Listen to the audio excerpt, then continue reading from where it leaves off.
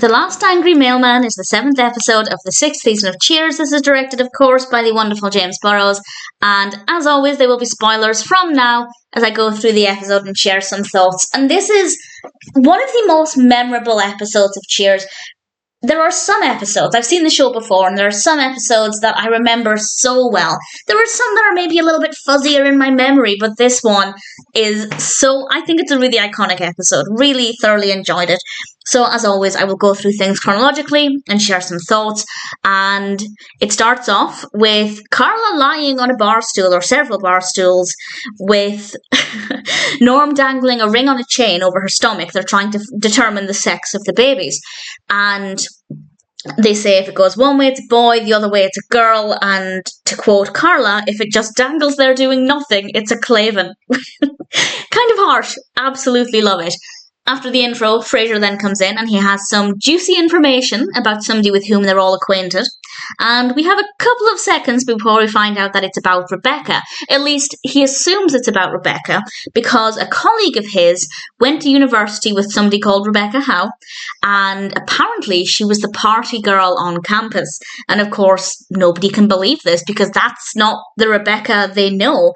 And we find out a little bit more about this in a little bit, but the second part of the narrative is established pretty much immediately after that as a character called Jim comes in. He's played by Kevin Dunn, and he's looking for Cliff. And he's trying to get Cliff to sign a petition so that the developers don't buy out their properties. And Cliff doesn't want to sign it, which is quite interesting because usually in films and TV shows, if a developer is trying to buy out properties, everybody is against it. So it's an interesting position for Cliff to have. And they throw some insults at each other, and Jim says, "At least I don't live with my mother." And Cliff replies, "I don't blame you, I've seen your mother," which I have to say is a pretty good comeback. Rebecca then comes into the bar, and she confirms that she went to the University of Connecticut, which is where Frasier's colleague went. And we come back to that a little while later once we learn a little bit more about her. Before that, though, we go to Cliff and his mother's house, and they're having dinner, and his mother is sharing trivia about Yorkshire pudding. I learned something, but not from the show, because his mother says that Yorkshire pudding was invented in the late 1770s. I googled it. It was actually a couple of decades before that, but I had no idea it dated as far back as the 1700s. So I learned something. I also learned that they ate Yorkshire pudding in America. I had no idea that that dish had made it across the States. So that was kind of exciting as well. Yes, I'm getting excited about Yorkshire pudding. And it turns out Cliff's mother has actually signed the petition to stop the development. And Cliff is not happy about this. He, for whatever reason, he wants this to go ahead. So his mother has a plan. She gets out the family photo album. They're looking at Cliff from his younger years. Unfortunately, we don't get to see any close-ups of the photos. It would have been really great to see little John Ratzenberger, but unfortunately we don't. But we do learn about Elmer the Elm Tree, which is a tree outside the home, and his mother tells fond memories of Cliff climbing up that tree, and Cliff becomes sentimental. And he realises he needs to sign that petition to stop the development because nobody is getting his elm tree. It was a tactic that worked quite well. We are then back in Cheers, and Frasier comes in and declares that he knows Rebecca's college nickname. And it turns out she was known as Backseat Becky. And Rebecca is then behind the bar, and we have this brilliant moment where Sam is asking her if she has any nicknames, and he's offering her suggestions, and she says no. And then collectively, everybody calls her Backseat Becky. And honestly, it was beautifully executed, and she just kind of drops to the floor. She just kind of sinks down, and she tries to tell them that it was kind of an ironic nickname because she was actually really shy at university. So they decided to give her this nickname as a joke. Needless to say, nobody is buying it. And her response was absolutely adorable. Cliff's mother then comes in, and it turns out she's offered $250,000 for the house. Today, that's a lot of money. In the 80s, that would have been an exceptional amount of money. And Cliff is, obviously the tables have turned. Now his mother is wanting to accept the money and move to Florida. And Cliff is now on the side of not wanting the development to go ahead. And it's quite an interesting development, ironically. And Sam suggests Cliff buys back the house. He doesn't have the money to do that, understandably. And it seems like at this point, Cliff has no choice in the matter, but he's not giving up without a fight. And we come back to that in a little bit.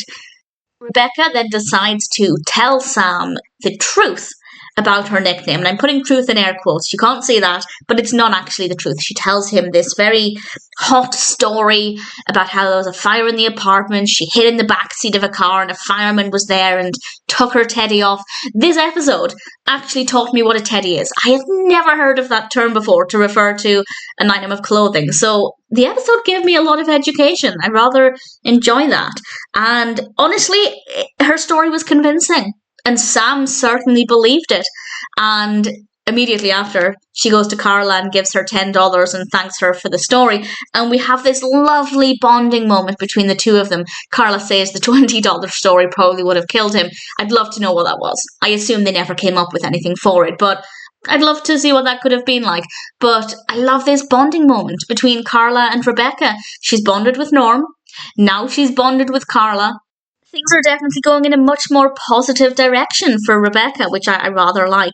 Cliff's mother then comes into Cheers again, and she's looking for Norm. And what I really like about this as well is she comes in saying she's looking for Norm Peterson, and then she calls him Norman. And with the absence of Diane, we don't get to hear him being called Norman that much anymore, so I rather like that quite a lot. And it turns out that the house is scheduled for demolition today. I have no idea how much time has passed between the previous scene and this one, because in the last scene, they sold the house, and in this scene, it's empty and ready for demolition. I've got no idea how long Rebecca has also been sitting on that story, and how long Sam has been winding her up for. Clearly some time has passed, though, and it turns out that Cliff has chained himself to a pole, a supporting pole in the house. What I really like about this is that Cliff isn't wearing his uniform, and I'm trying to think if we've seen him in casual clothing before. He's worn... what did he wear to the Thanksgiving episode? I just checked, and he's quite smartly dressed for the Thanksgiving episode. They all are, and there are episodes where he's dressed quite formally, for example, when he goes to the work event with Diane, but I don't know if we've seen him at this point in the show in casual clothing or not. But certainly it's pretty great to see. And Norm and Cliff's mother come in wearing hard hats, and we can't hear what they're saying because of the construction outside, and then it just goes silent, and all we hear is Norm shouting, "World's biggest ass," which I love. And Norm has to try and get something to cut to the chains, and in that moment, Cliff manages to convince his mother that they're going to fight for the house together, but Norm comes in with a chainsaw, and he cuts the pole above where Cliff is, so that Cliff can kind of slide his hands out, slide his arms out, and they leave the house, determined to go and find a lawyer. I don't know what they can really do, considering the house is about to be demolished, and we hear some creaking. And it was pretty clear what was going to happen at that point. And they shut the door just in time for us to see the house just crumbling, and the upper floor is falling down, and it seems like it stops, and then a second later, even more of the house caves in. And the last thing we see is Cliff peeking through the door, and he remarks, "We got $250,000 for this dump." And then we end the episode, and I thought it was the perfect way to end that part of the narrative. I rather liked it, and I think the backseat Becky part of the story concluded in a way that was, well, seemingly satisfying for everybody. Sam seemed satisfied by it, Rebecca and Carla got a laugh out of it, so everybody's happy. It's a great episode. As I said at the beginning, it is easily one of the most memorable episodes, and rightly so. It is absolutely fantastic. The Last Angry Mailman is a fabulous episode, and one for which I have nothing but praise.